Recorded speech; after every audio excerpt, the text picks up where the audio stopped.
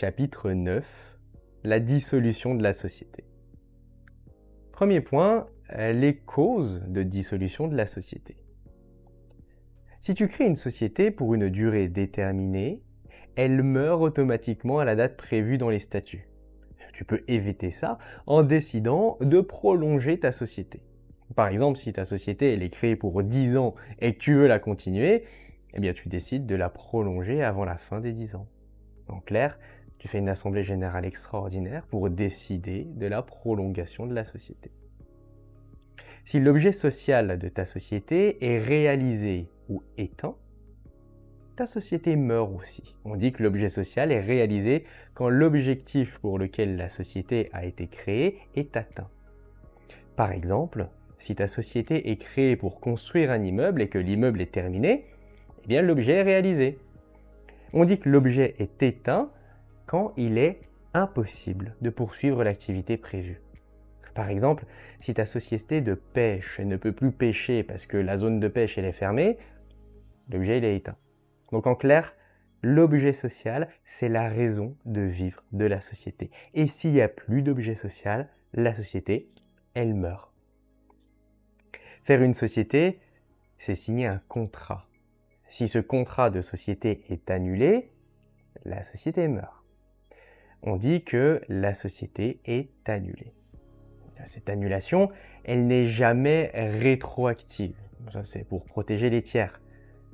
Par exemple, si on découvre que ta société a été créée sur une base illégale.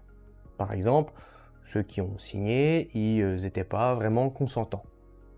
Eh bien, ton contrat de société, il peut être annulé et ta société, elle est dissoute.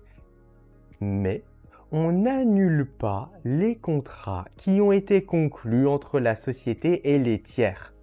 Alors, si les tiers, ils sont de bonne foi, évidemment. Donc, si entre-temps, tu as acheté 100 baguettes en passant par ta société, eh bien le contrat de vente, il est toujours valable. La société, elle peut aussi prendre fin pour toute autre raison qui est prévue dans les statuts. Par exemple, une clause de rachat des parts. Dans ce cas-là, si un associé veut vendre ses parts et que les autres ne veulent pas les racheter, la société est dissoute. Les associés, ils peuvent aussi décider à tout moment de dissoudre la société. Cette décision, elle est prise à la majorité requise pour modifier les statuts, donc ça dépend du type de société.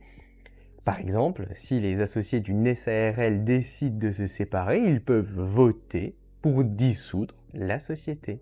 Alors évidemment, il ne faut pas que la dissolution soit frauduleuse ou que ce soit juste pour embêter les autres associés.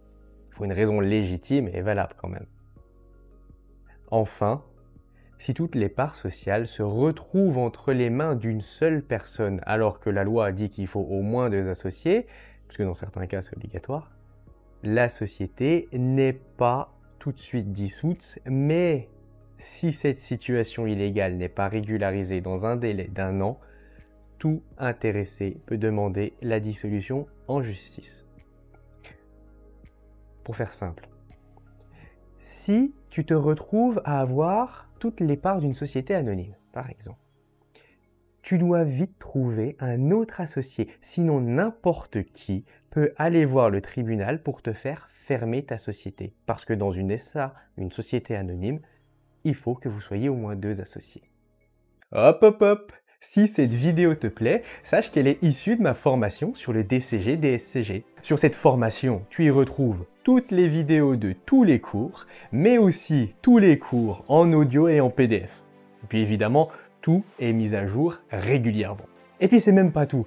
Tu vas y retrouver des vidéos bonus pour t'aider à préparer efficacement ton épreuve, des fiches de révision, des flashcards et un accès direct pour me contacter si tu as besoin d'aide. L'aide, ça peut être t'expliquer ou te réexpliquer un point du cours que t'as pas bien compris, aborder avec toi un sujet complémentaire qui n'est pas disponible en vidéo parce que tu veux approfondir un cas particulier par exemple, te guider dans ton planning de révision ou même analyser avec toi une correction d'exercice que tu n'arrives pas à comprendre. Alors si tu veux profiter de l'intégralité du cours et de tous les avantages qui vont avec, clique sur le premier lien en description et rejoins-moi. Allez, on retourne au cours maintenant. Si l'associé unique est une personne morale, eh bien tout le patrimoine de la société va être transmis à l'associé unique, et donc la société n'est pas liquidée. En clair, si toutes les parts sociales de la société A sont réunies dans la société B, la société A est dissoute, donc elle meurt, mais son patrimoine n'est pas vendu, elle n'est pas liquidée. À la place, c'est la société B qui récupère son patrimoine. Dans ce cas, les créanciers ils peuvent s'opposer à la transmission. Bah oui, si toi, la société A, te doit des sous, bah, t'as envie que ce soit la société A qui te paye et pas la société B avec qui t'as jamais fait affaire. Par contre, si l'associé unique est une personne physique, la dissolution entraîne la liquidation de la société. Donc si toi, tu as toutes les parts d'une société en perso et qu'il faut au moins être deux, si tu régularises pas la situation, la société est dissoute, elle meurt. Et son patrimoine est vendu, elle est liquidée. Un associé peut aussi demander au tribunal la dissolution de la société pour des raisons comme l'inexécution des obligations par un autre associé ou une mésentente grave. En gros, si toi et tes associés ne vous entendez pas du tout et que ça bloque le fonctionnement de la société, un associé peut demander au tribunal de dissoudre la société. C'est plus raisonnable d'arrêter si ça ne va pas entre vous.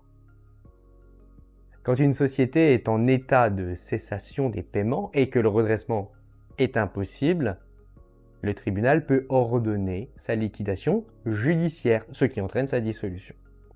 Bon, en clair, si ta société elle est en faillite et qu'on ne peut pas la redresser, c'est-à-dire arranger la situation, le tribunal va ordonner la liquidation. Enfin, pour les infractions graves commises pour le compte de la société par des organes ou son représentant, donc en gros par ceux qui la dirigent, le tribunal peut prononcer la dissolution de la société.